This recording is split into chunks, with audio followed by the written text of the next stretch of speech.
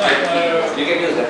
Rainfed systems are perennial, they are not seasonal. So, in fact, irrigated systems are seasonal. Yeah, perennial systems are really the rainfed systems. Perennial.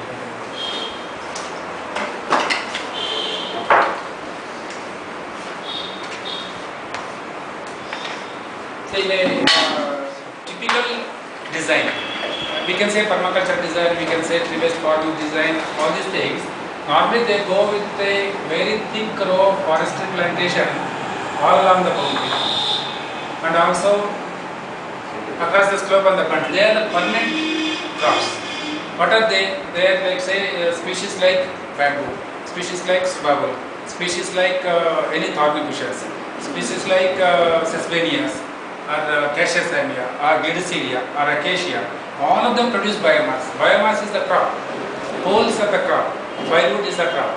These are perennial crops, and they are interspersed with horticulture at an appropriate distance where it will not disturb the crop. Horticulture can be amla, it can be cashew, it can be tamarind, it can be mango. Nelly, yeah. It's a fantastic crop and it's a rain-fed crop.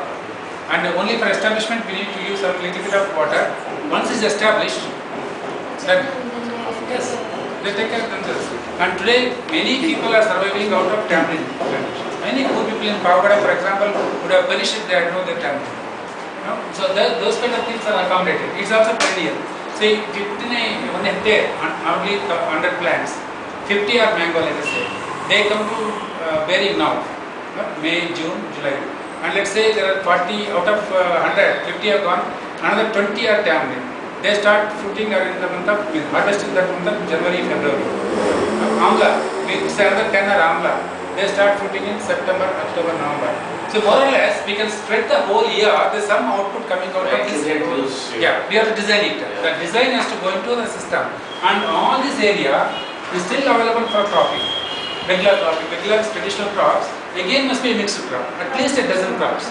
Minimum a dozen crops should mix. Here, 30% of the land should be going to the permanent crops.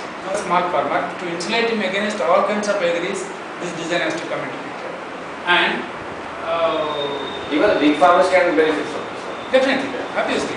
Now, and 30% of the land goes under permanent crops like grains and horticulture. 70% land still remains under the regular crops. But the 70% of land yields more than the original 100% because of the increased productivity of the land due to biomass inputs and so on other kinds of things.